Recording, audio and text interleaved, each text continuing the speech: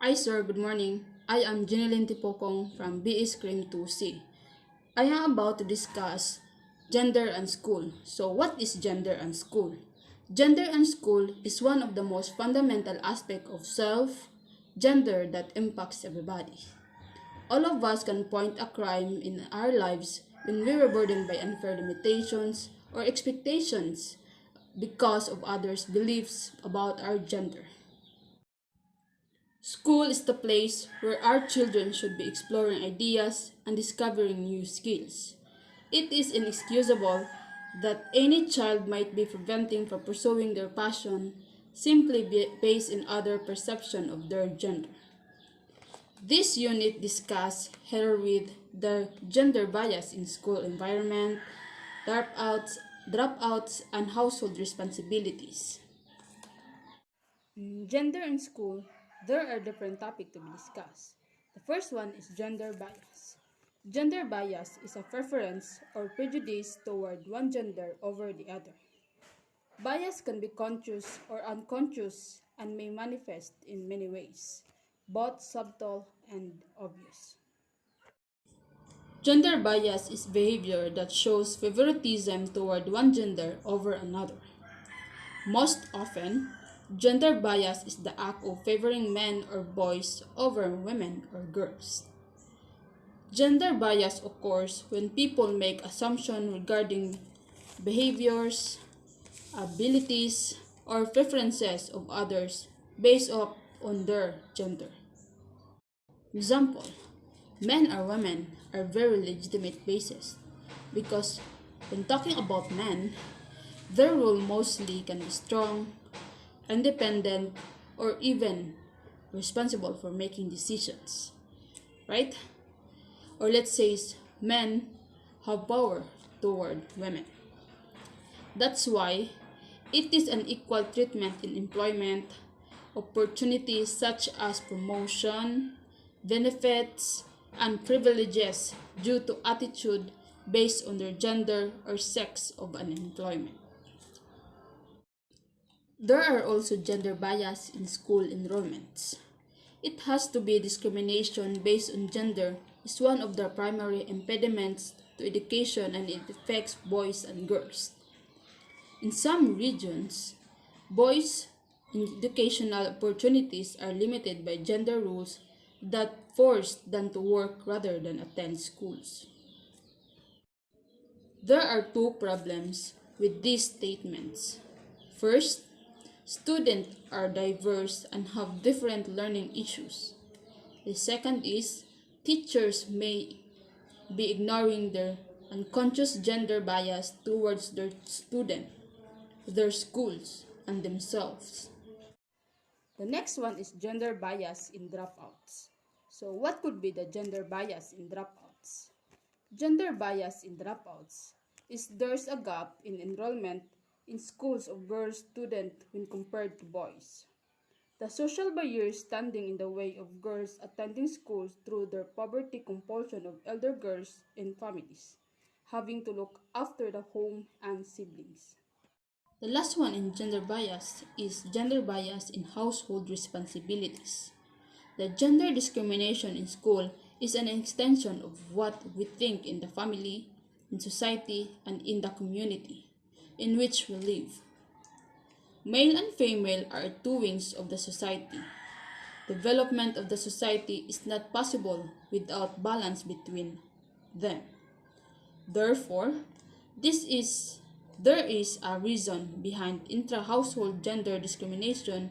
The reason is early selfishness of the parents. Social attitude towards girls' education.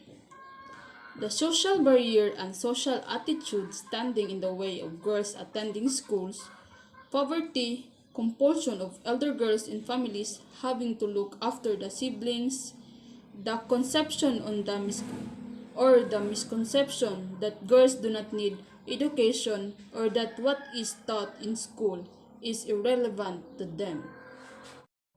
There are two issues related to gender and school: the sexual abuse and the sexual harassment. We will discuss first the sexual abuse. So what is sexual abuse? Sexual abuse are defined as to ill use, misuse, or insult. Adults use children to meet their own sexual need and gratification. This includes intercourse, oral sex, and fondling.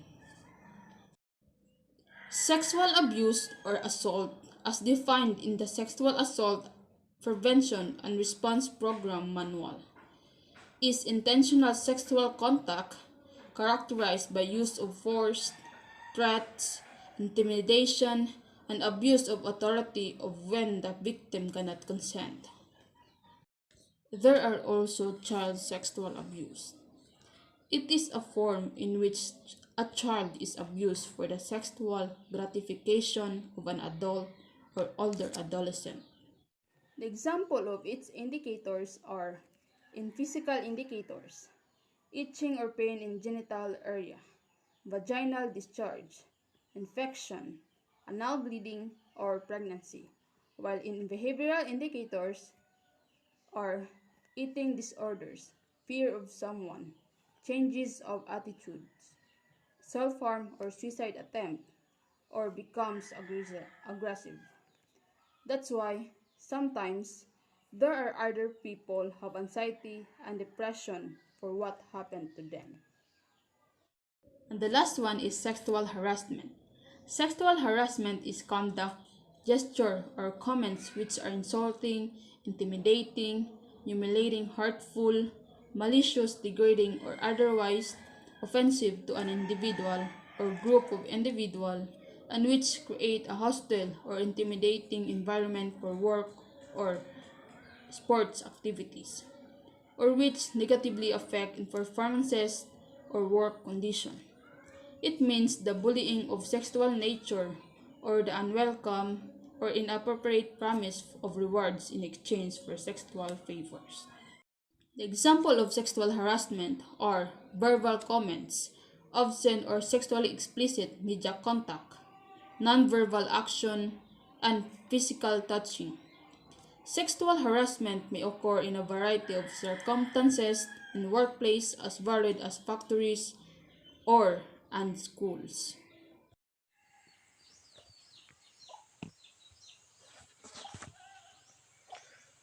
Perception of safety at school, home, and community. At school are the front line of school protection since they have the potential to both teach protection behaviors effectively and to a greater number of children than any other system, including parental instructions. Besides, educators have a special role in combating child sexual abuse as they possess to observe the response to children's behavior and physical condition over a period of time. It includes ensure teachers, volunteers, and anyone else with access to children is properly screened and once trained. Implement and enforce a policy for reporting child sexual abuse and handling disclosure from children. Establish protocols and screening for school computer use. Access your environmental structures and take every possible step to make it safe for children. At home, as a parent, you are the most important adult in your child's life and to whom your child looks up. The most important factor for your children's protection is a strong self-esteem. Let them know how important they are to you. Be available when they need to talk. Be honest and open with them when they ask difficult questions. Encourage kids to talk about their day. Children cannot expect to understand when it's okay to say no or to run away from an adult. Become educated on sexual abuse. Get familiar with the facts. It is vital for you to educate yourself about sexual abuse. Look for red flags. Sex offenders often groom parents and children to gain their trust. Know where your children are who they are with all the times. At community. Influences of the development of surrounding children's growth. The following are some of the rules in community to prevent the child abuse. No. Learning more about child's rights and child sexual abuse can help you ensure the safety of children in your family. Talk. Talk to your colleagues, friends, relatives, and family about the problem. Observe. Be alert to the behavioral and physical indicators of sexual abuse in children. Advocate. Ask your child to incorporate personal safety curriculum and to implement a school child protection policy. Involves. Volunteer your time and resources to organization working against child sexual abuse. Gender and hidden curriculum. Sociologists would argue that although there are clear biological differences between the male and female sexes, gender roles are heavily influenced by the process of socialization operating in the family, the school, the mass media, and the etc. The hidden curriculum may be analyzed from competing sociological perspective. Functionalist sociologists who approve of the males and females adopting traditional, instrumental, and expensive rules, respectively, would approve if the hidden curriculum reinforced traditional gender rules. Marxists would argue that the hidden curriculum helps to reproduce an exploitative, unequal, unjust capitalist class structure in capitalist system which must be overthrown by revolutionary means. The hidden curriculum may reinforce traditional gender roles in the following ways. In first, the middle schools, the fact that the vast majority of teachers are women may help to reinforce the children's impression. Girls and boys might be asked to help around the school in gender specific ways. For example, as the boys move furniture and the girls serves coffee at parents.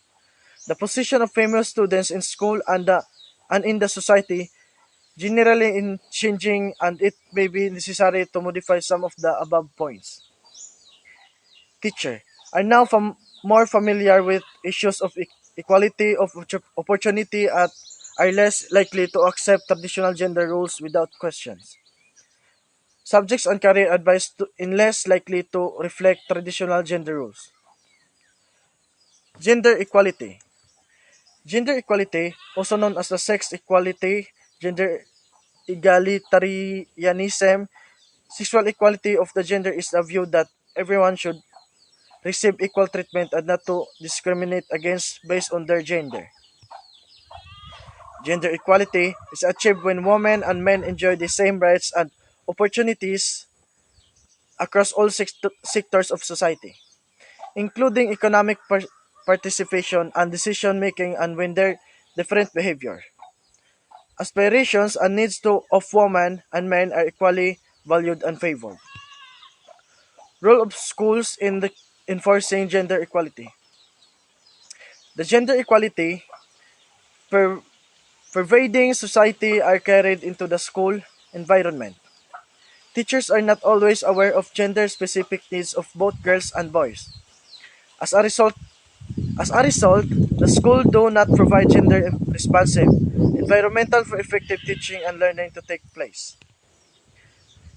Training teachers and students in guidance and counseling skills.